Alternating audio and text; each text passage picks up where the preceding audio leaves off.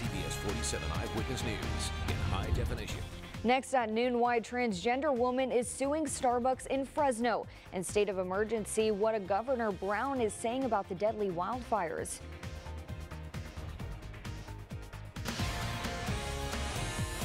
This is CBS 47 Eyewitness News at noon in high definition. It was almost like a tornado with fire in it, and it came over the hill and it wiped out our house. Life-changing stories from survivors of the wildfires up north, where firefighters are still trying to gain control, now dealing with strong winds and dry weather. Good afternoon, I'm Bailey Miller. More than 13,000 firefighters are on the front lines battling 17 large wildfires all across the state. We have team coverage beginning with CBS 47's Fabiola Ramirez live in the newsroom with what the governor is saying about the fires today. Now to the latest on the Ferguson fire, which is still growing. CAL FIRE tells us it's now burned more than 62,000 acres in Mariposa County near Yosemite. Containment is improving, though. It's up 39%.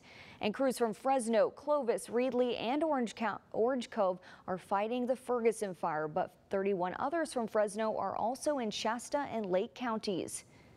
So we will send out resources throughout the summer. It's just a matter of how far we can draw down our resources. The Fresno Fire Department is keeping enough teams in the city to be on standby for the next fire. I don't care where you stand on your opinion of global warming, there's something changing. And we're seeing fires that have never happened in this area before. At this hour, 4 people are still unaccounted for in the devastating car fire near Redding. New cell phone video shows homeowners fleeing from the intense flames. The car fire is now the seventh most destructive wildfire in California history. Maria Villarreal continues our team coverage. Firefighters say they're making progress, but more than 12,000 buildings are still under threat. Yosemite Valley was supposed to reopen to visitors on Friday, but it will remain closed until Sunday, August 5th. It's due to all that smoke from the Ferguson fire.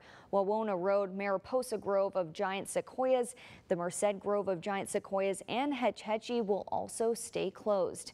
And at this hour, much of the Central Valley is still filled with bad air. People are staying indoors more often to avoid the smoke and pollution. And doctors say that might be your best option. They suggest avoiding the outdoors from noon until 7 p.m.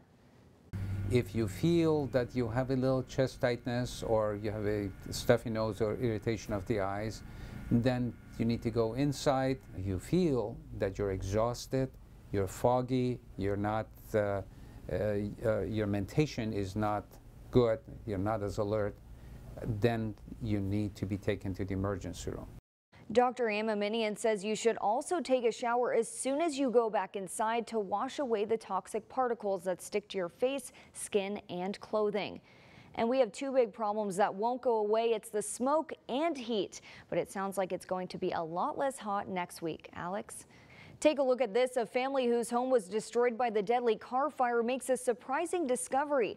Jerry Ogle sifting through the ashes when he finds his grandmother's diamond wedding ring. He says he looked to the sky and asked his grandfather for help. About 30 seconds later, he found this box with the ring in it. The band has some damage, but the diamond is still in good shape. For the latest developments, stay with Eyewitness News and YourCentralValley.com. You can also download our mobile app. New at noon, a former employee is suing Starbucks for harassment and discrimination. Maddie Wade was a supervisor at Starbucks on Milburn Avenue in Fresno. She's a transgender and claims after revealing she was going to transition from male to female, she was harassed and discriminated against. Wade says her manager told her because of his religion he could not accept her and even posted about it on his social media. Eyewitness News will be talking to the defendant today.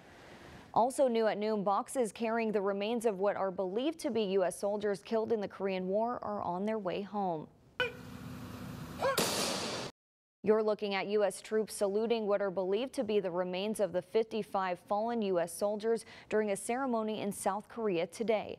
The remains were then loaded onto planes and flown to Hawaii, which is the first time they've been on American soil in 65 years. North Korea agreed to return the remains after President Trump met with Kim Jong-un back in June. Our fallen warriors are finally coming home to lay at rest in American soil. One set of dog tags was included in that remains. That family has already been notified. Historians and scientists will work to identify the remains, which experts say could take anywhere from days to decades.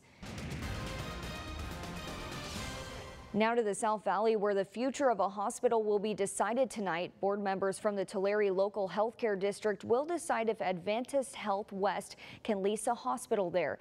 The company wants to reopen it by the end of October, but it needs to be approved by the state. The lease would last about 5 years. It would be up to voters to decide what happens on the November ballot. Board members will be talking about it tonight at 6:30 inside Tulare City Council chambers. Now to pain at the pump. Today, momentum is building in the valley to repeal the gas tax. Prop 6 would end the 12-cent per gallon tax and high registration fees signed by the governor last year. The money is supposed to pay for road repairs across the state. This is too much. It's an unfair tax. It's a regressive tax. It hurts working families. Voting yes on Prop 6 will reverse all of that.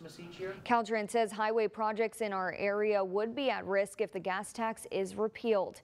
And coming up on Eyewitness News at noon, life-saving technology that could help hikers stranded in the mountains. Will show you how it works.